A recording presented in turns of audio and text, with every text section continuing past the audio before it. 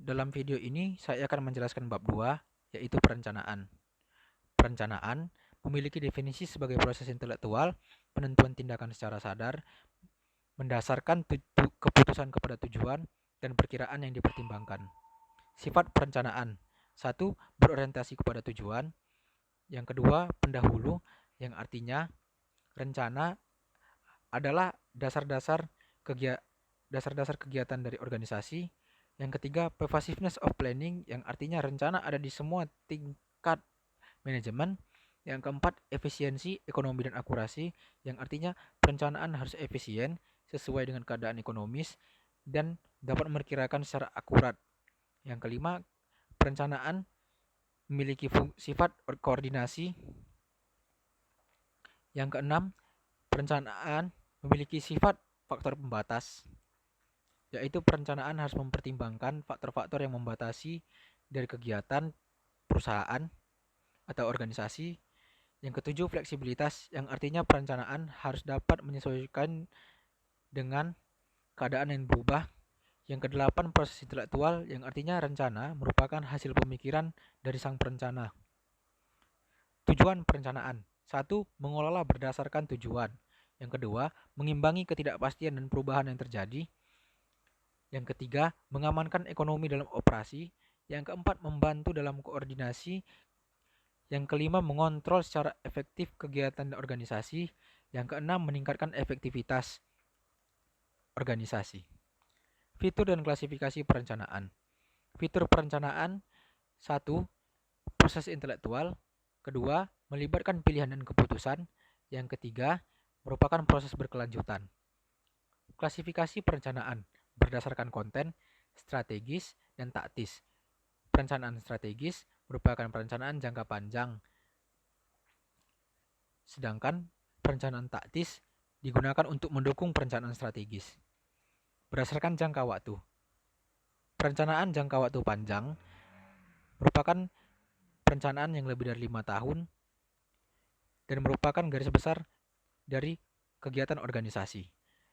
Yang kedua, perencanaan jangka waktu menengah dengan jangka waktu 2-5 tahun yang biasanya merupakan pelaksanaan dari rencana jangka panjang.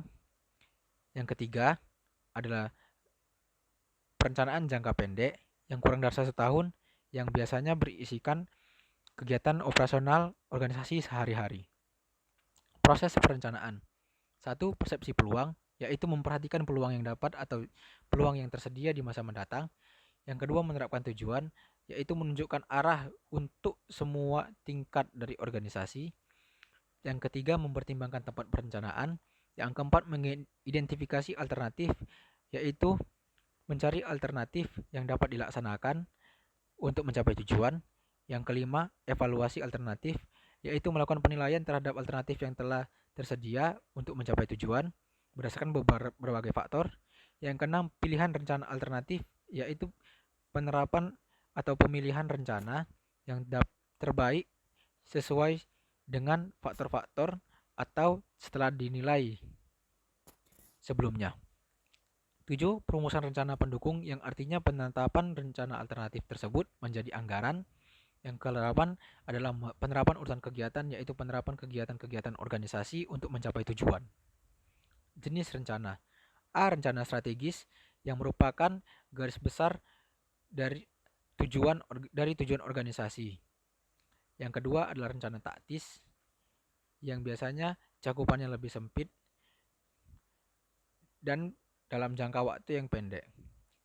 Yang ketiga, rencana operasional, yang merupakan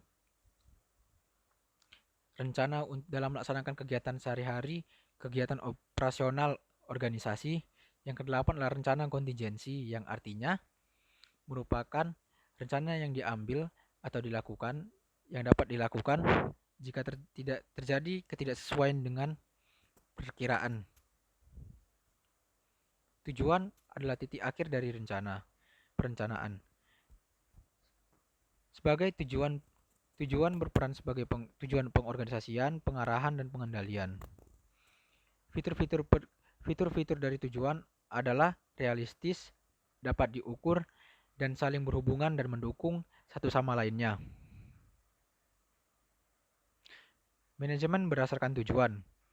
Fitur-fiturnya adalah penetapan tujuan dan perencanaan untuk manajer dan individu. Yang kedua, proses penetapan bersama antara atasan dan bawahan. Yang ketiga, fokus pada rencana dan tujuan yang sama. Keuntungan dari manajemen berdasarkan tujuan adalah memotivasi anggota-anggota organisasi, lalu terbentuknya komunikasi yang baik antara atasan dan bawahan. Yang ketiga adalah kejelasan tujuan yang akan dicapai oleh anggota-anggota organisasi. Strategi memiliki karakteristik kombinasi dari berbagai faktor, merupakan penghubung bisnis dan lingkungan. Strategi merupakan tindakan untuk mencapai tujuan. Strategi dirumuskan oleh manajemen puncak, dan strategi memiliki risiko dalam atau untuk kegiatan operasional atau bahkan eksistensi dari perusahaan atau organisasi. Jenis-jenis strategi yaitu strategi kepemimpinan biaya yang memiliki keuntungan dalam melakukan produksinya. Yang kedua adalah strategi diferensiasi yang memiliki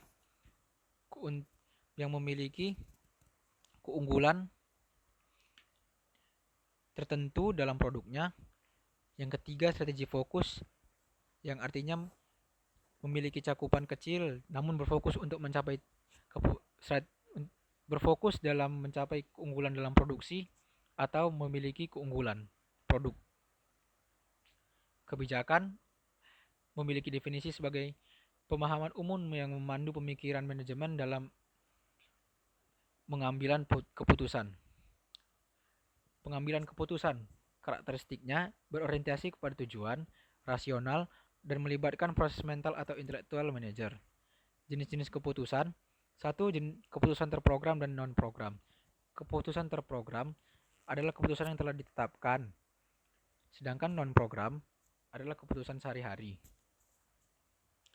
Yang kedua, keputusan strategis dan keputusan taktis. Proses-proses membuat keputusan. Yang pertama adalah penetapan tujuan adalah melihat tujuan khusus. Yang kedua, mengidentifikasi masalah yang terjadi. Yang ketiga, mencari alternatif untuk dapat menyelesaikan masalah tersebut. Yang keempat, penilaian terhadap alternatif-alternatif yang tersedia. Yang kelima adalah pilihan alternatif setelah dinilai dan yang dapat dilaksanakan secara baik. Yang keenam adalah tindakan atau pelaksanaan dari pilihan alternatif.